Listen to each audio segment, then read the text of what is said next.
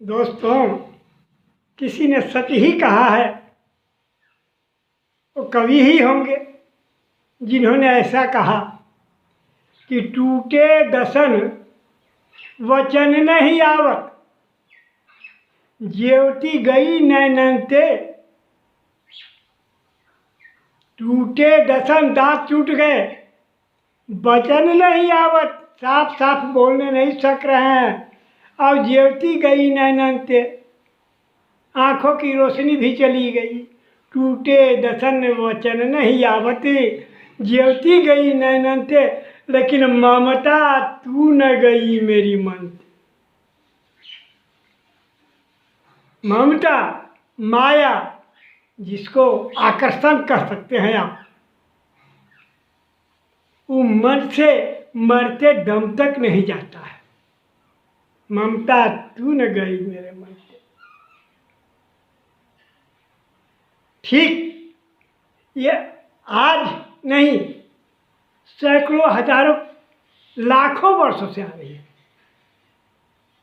ममता का त्याग करने वाले हजारों नहीं लाखों में एक होते हैं। मरते दम तक वो सोचते रहते हैं कि मेरे मरने के बाद मेरी संपत्ति का क्या होगा, चाहे उनकी संपत्ति छोटी हो या बड़ी हो।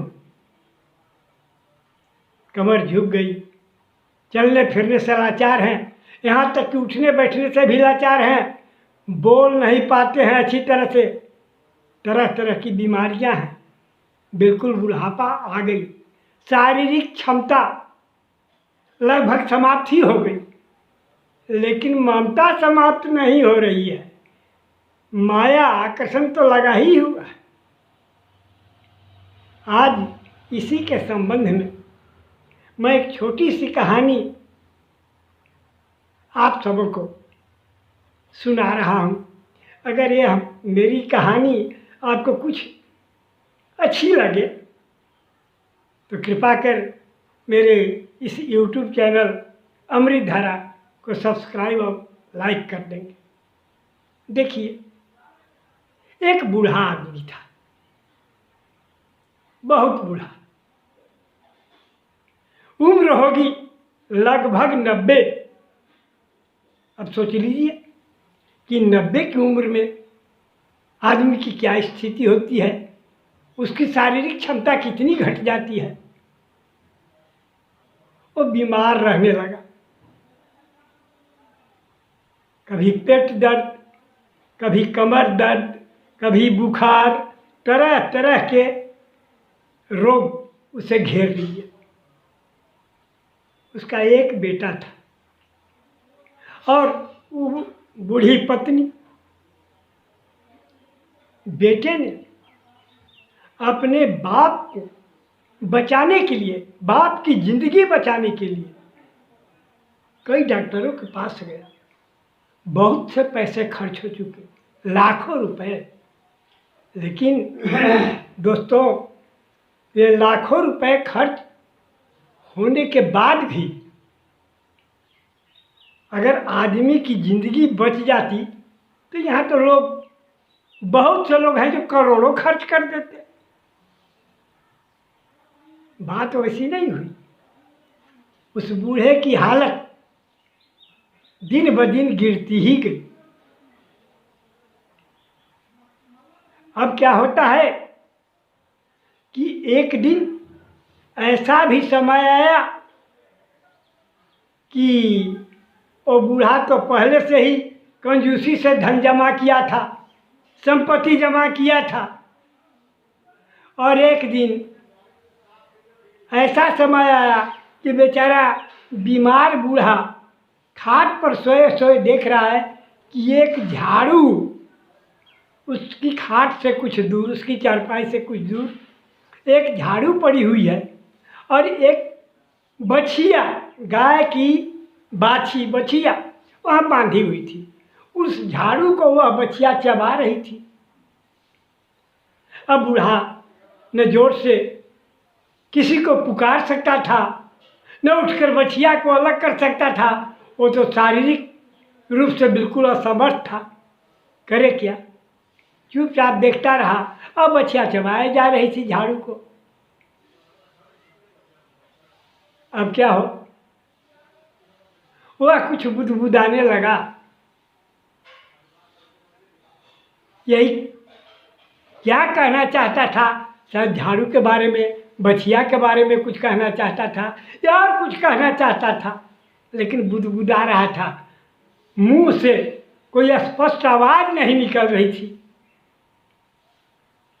तो उसकी पत्नी ने सोचा, वह बूढ़ी, उसकी पत्नी, कि शायद हमारे पति का अंतिम समय आ गया है, भगवान का नाम याद कर रहे होंगे, जय श्री राम, राधे श्याम, सीताराम कुछ जप रहे होंगे।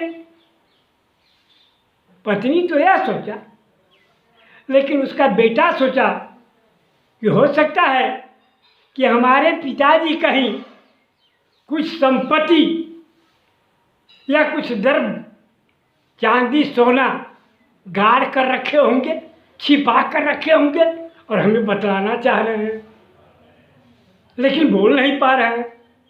वह तुरंत एक डॉक्टर बुलाया और वह डॉक्टर आया, बहुत बड़ी मोटी रकम लेकर के, कहा कि मैं एक ऐसा इंजेक्शन इनको दे रहा हूँ कि जिससे ही 1-2 मिनट 3 मिनट कुछ भी बोल सकते हैं। शायद मुझे तो मालूम नहीं, मैं तो कोई डॉक्टर हूँ नहीं, शायद कुरानी या किस चीज़ का इंजेक्शन ऐसा होता है। वो डॉक्टर आया बेचारा, मोटी रकम लिया और एक इंजेक्शन उस बूढ़े व्यक्ति को लगा दिया। अब तो बूढ़ा इधर उधर सिर हिलाने लगा, जो बिल्कुल सिर पड़ गया था। बेटे की उम्मीद जगी कि अब पिताजी कुछ कहेंगे कि कहाँ धन छिपाए हैं, कहाँ गाड़े हैं, लेकिन बूढ़ा ने क्या कहा जानते हैं? झाड़ू बाछी बाछी झाड़ू। इतना कहने के बाद उस बूढ़े के प्राण पखेरु उड़ गए, मर गया।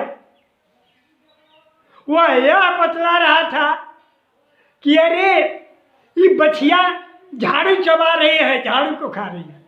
लीजिए, 1-1.5 मिनट कुछ बोल भी सका, उतनी मोटी रकम का इंजेक्शन लेने के बाद तो झाड़ू और बाछी कर रहा है। वो मरते दम तक सोच रहा है कि मेरी संपत्ति का एक नया पैसा भी बर्बाद न हो। बस उसकी ममता उसकी संपत्ति पर ही लगी रही। और संपत्ति में भी क्या संपत्ति कि एक पुरानी झाड़ू तक के बारे में सोच रहा है कि बछिया झाड़ू चबा रही है। बेटा अवाक रह गया, पूरा निराश भी हो गया कि जिस उम्मीद से हमने यह आखिरी इंजेक्शन लगवाया पिताजी को, वो भी उम्मीद पूरी नहीं हुई। एक तो मैं पहले ही बहुत पैसे खर्च कर चुका हूँ, और दूसरी बात ये इंजेक्शन भी लगवाया तो ये झाड़ू और बाछी कहकर मर गए। तो देखिए तो ममता कितनी मजबूत होती है, दृढ़ होती है। क्या वो मर गए तो कोई संपत्ति जितनी वो अर्जित किए हुए थे बूढ़े आदमी कुछ ले गए। अरे संपत्ति तो दूर रहे, ये झाड़ू और बाछी, झाड़ू और बाछी, बाछी और झाड़ू ये भी नहीं ले जा सके, एक झाड़ू भी नहीं ले जा सके, बाछी को तो छोड़िए, लेकिन झाड़ू झाड़ू करते करते मर गए। तो ममता इतनी दृढ़ होती है कि आदमी मरते दम तक यह माया, यह ममता अलग आदमी की आत्मा से नहीं होती है। दोस्तों, यहाँ एक समझदारी से काम लेना चाहिए। जो जगत विदित है, संसार विदित है, सबको मालूम है कि मरने के बाद कुछ साथ नहीं जाता। अगर साथ जाता है तो सिर्फ हरिनाम, प्रभु का नाम। ये झाड़ू बाछी सोना चांदी ये सब कुछ साथ नहीं जाता। तो दोस्तों, यह चर्चा इस वीडियो के माध्यम से आपसे करने का मेरा एक ही तात्पर्य है कि कम से कम, अरे ऐसे तो कोई ठिकाना नहीं कि मनुष्य की मृत्यु कब हो जाए, लेकिन कम से कम जब शारीरिक क्षमता घट जाए, आप बिल्कुल बूढ़े हो जाए, तभी तो हरि का नाम लीजिए, तभी तो भगवान का नाम लीजिए, राम राम कहिए। और नहीं तो फिर उस बूढ़े के जैसा झाड़ू में आसक्त होकर के तो झाड़ू झाड़ू करते मर जाइए और परलोक भी आपका बिगड़ जाएगा। ऐसा न करे, इसलिए समझदारी से काम लें और भगवान का स्मरण, हर समय हरि स्मरण किया करें। बस इतना ही कहना था इस कहानी के माध्यम से। जय श्री